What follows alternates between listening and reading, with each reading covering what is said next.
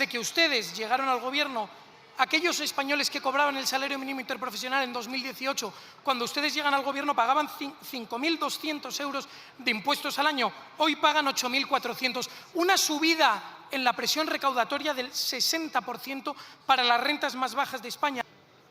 Entre perplejidad, no sé si por mala fe o por desconocimiento, señor Figaredo. ¿Cómo que un salario de 15.800 euros paga en España 8.000 euros en el IRPF? ¿Pero quién le ha dado ese dato, señor Figaredo? Los mismos que siempre le dan los datos al Partido Popular. Mire, le digo más, es que esa renta de salario mínimo interprofesional está exenta del pago del IRPF con las modificaciones que hemos hecho. Sí, es verdad, señor Bravo, claro que es verdad. Es más, señor Bravo, espero que ustedes aprueben la enmienda que se metió en el decreto de Ucrania, que lo que hace es justamente volver a bajar el complemento del rendimiento del trabajo. Porque, como he dicho en la intervención, señoría, es imposible con el ruido que hace la bancada del Partido Popular. Yo ruego silencio. Silencio y continuamos. Tiene la palabra la vicepresidenta. Es una vieja estrategia que lo conocemos los que llevamos tiempo en política, señoría. Intentar interrumpir al que está hablando. Insisto, espero que aprueben y que voten a favor tanto que hablan de la bajada del IRPF, porque este Gobierno ha producido la mayor rebaja, señor Figaredo, en las rentas por debajo de 21.000 euros. Se lo comentaba antes, más de 5.000 millones de euros con la rebaja del año pasado, que este año se nota en la declaración de la renta y también con la que se va a aprobar a lo largo de este año, como ya hemos hecho con las retenciones del trabajo. Y decirle, señor Figaredo, son ustedes los que dicen que bajando los impuestos sube la recaudación, cosa que yo no comparto y que permanentemente combato. Pero es que ahora parece que los estados o que las administraciones tengan una mayor recaudación se achaca a justamente una subida de impuestos. Pero ¿qué debate? ¿A quién se quiere confundir con este debate? Mayor recaudación por mejor crecimiento de la economía. Sabemos que el esfuerzo fiscal es la relación entre la renta efectiva de las personas y la presión fiscal. La presión fiscal en España, sencillo, recaudan ustedes aproximadamente un 38% del PIB. Y la renta media en España, 25.000 euros, frente a la renta media de otros países, pensemos Alemania, Países Bajos, en torno a los 50.000 euros. Y ahí está el problema, no es lo mismo que ustedes recauden en torno al 40%, vendrán ustedes a decirnos que la presión fiscal en otros países es similar, pero no así el esfuerzo fiscal. El 40% de 25.000 euros supone un impacto muchísimo mayor en la vida de los habitantes que el 40% de 55.000 euros. En definitiva, en España el esfuerzo fiscal es muy superior y así es que ustedes recaudan más que nunca en España. Gracias, señor presidente. Señor Figaredo, se lo digo con toda honestidad, tiene usted un problema real con quien le pasa los datos. Se lo digo para que se lo revise. Y no sea tan obstinado. No sea tan obstinado. No haga una y otra vez la misma pregunta para justificar que usted se equivocó. No pasa nada. Usted se equivocó, corrige uno los datos y empieza a hablar con propiedad. Si no quiere uno, pues realmente seguir incurriendo en la misma falta y seguir, pues eso, produciendo vídeos que se convierten, señor Figaredo, en virales. Por tanto, yo se lo vuelvo a repetir. La presión fiscal en España está por debajo de los países de nuestro entorno, está por debajo de países tan importantes como Alemania, como Francia o como Italia. Es sencillamente falso que esté más alta, señor Figaredo. Señora ministra, sus mentiras y estratagemas no darán resultado. Yo no le pregunto por la presión fiscal, le pregunto por el esfuerzo fiscal. Y el esfuerzo real, el resultado de sus políticas, son que España es el país con más paro juvenil de la Unión Europea. Regiones como Asturias padecen un 34% de paro juvenil. 1 de cada 3 jóvenes no encuentran trabajo en Asturias. Y esa es la auténtica presión a la que someten a los españoles. Su modelo fiscal, señoría, no lo compartimos. Lo hemos dicho muchas veces, pero yo le voy a volver a preguntar. Vamos a ver, señor Figaredo, ¿usted cree como Milei que los impuestos son un robo? ¿Usted, como Milei, cree que España está al borde del colapso económico por las políticas intervencionistas?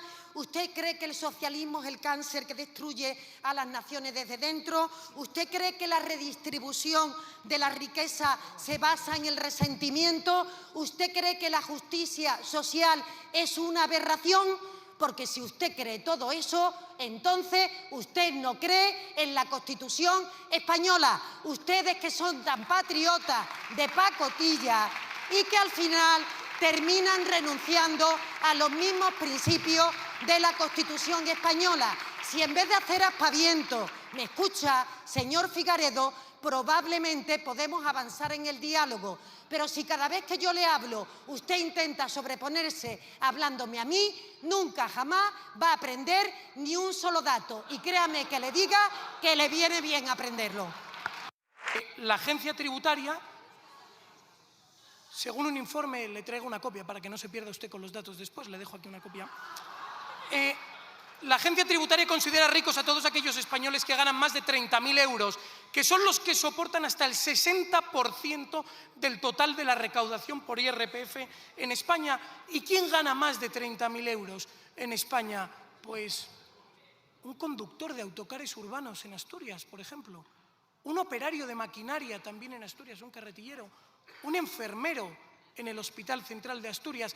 Esos son los que ganan más de 30.000 euros y son los que la agencia tributaria considera ricos, que no son el típico ejemplo que todos pensaríamos cuando nos viene a la cabeza un rico. Así que, señora ministra, para usted, ¿quiénes son los ricos? Muchas gracias, señor Figaredo, por la pregunta y, sobre todo, muchas gracias por no proporcionar hoy datos de esos que usted le lían o probablemente le generan confusión y, además, por no haber repetido las palabras que ustedes aplaudieron, que ustedes aclamaron y con las que ustedes se identificaron, en donde ustedes dijeron que la justicia social, señor Milei, era una aberración. Es que ese es el modelo de justicia social que practica su partido. Pero, yendo a lo concreto, por ejemplo, ¿de verdad usted considera que no es de justicia el pago del impuesto de solidaridad que puso en marcha este Gobierno, esa fiscalidad dirigida a pedirle un mayor esfuerzo a los que más tienen? Fíjese, en el año 2023 se recaudó por este impuesto 623 millones de euros, un impuesto que afecta a patrimonio por encima de 3 millones de euros. ¿Le parece a usted suficiente cuantía para que se pueda contribuir en mayor medida a las cuentas públicas? Le digo más, ¿sabe cuál era el patrimonio medio de esos declarantes? 22 millones de euros. Por tanto, sí, señoría, es justicia fiscal, porque se le pide un mayor esfuerzo a estos contribuyentes, se le pide un mayor esfuerzo a las energéticas, se le pide un mayor esfuerzo también a las entidades financieras que han tenido beneficios récord. Se pide, en definitiva, un mayor esfuerzo a aquellos que pueden pagar para que se beneficie el conjunto de la mayoría social de nuestro país, el estado del bienestar. Que soportan el peso del Estado son los españoles que ganan más de 30.000 euros. Esos son los españoles que soportan el peso del Estado y no sus cuentos chinos, porque ustedes no defienden a nadie más que a ustedes mismos. Ustedes destrozan la sanidad pública allí donde gobiernan. Ustedes destrozan la seguridad pública allí donde gobiernan, obligando a los españoles a privatizarla. Abusan de los autónomos, imponen restricciones a la movilidad, obligando a los españoles a cambiar de coche cada año para poder acceder al centro de las ciudades. Señor Figaredo, simple y llanamente, ustedes, la ultraderecha, son un peligro para la democracia. Lo son en España y lo son también en Europa. Y con sus palabras justamente se retrata. Porque sabe usted, por supuesto, se le pide una mayor contribución a los que tienen más renta, a los que tienen más patrimonio. ¿Sabe por qué? Para atesorar la principal riqueza que promueve un gobierno progresista: sanidad pública, educación pública, dependencia política de vivienda, en definitiva, el estado del bienestar. Aliviamos carga fiscal a las rentas medias y a las rentas trabajadoras y se las subimos a los intereses que ustedes protegen.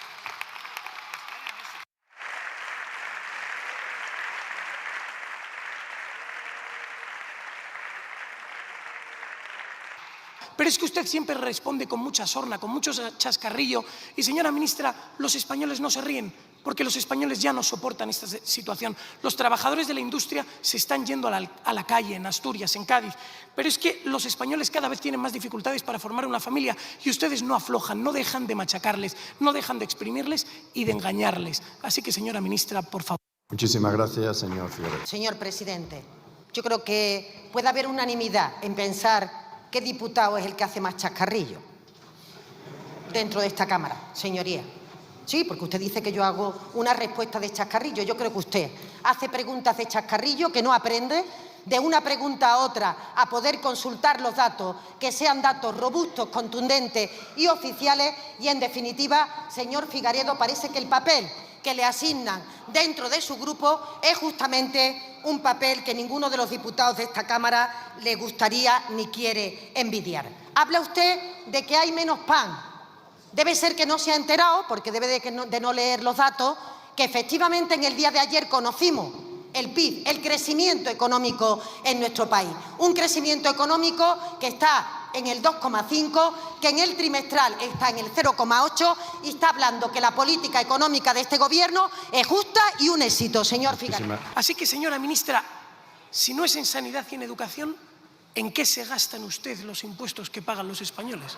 A ver, señor Figueredo, ¿sabe usted de quién dependen las listas de espera en la sanidad pública? De los gobiernos autonómicos, eso que ustedes gobernaban, eso que ustedes apoyan, eso que ahora están pactando para aprobar presupuestos. A ver si se apunta ese tanto y son capaces de incorporar más recursos a la sanidad pública, puesto que las comunidades autónomas tienen más dinero que nunca, 300.000 millones de euros más que en la época que gobernaba el señor Rajoy.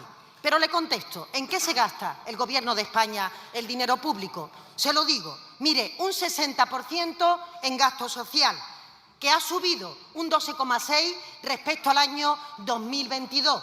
Esto significa, señorías, en política de pensiones, en política de dependencia, en política educativa, récord de becas, en política sanitaria, en todas las políticas que permiten la igualdad de oportunidades. Eso que usted, en lo que no creen, en lo que le parece una aberración social y en la que, según ustedes, estaría todo mucho mejor en el dinero de los españoles. Claro, de los españoles que tienen dinero.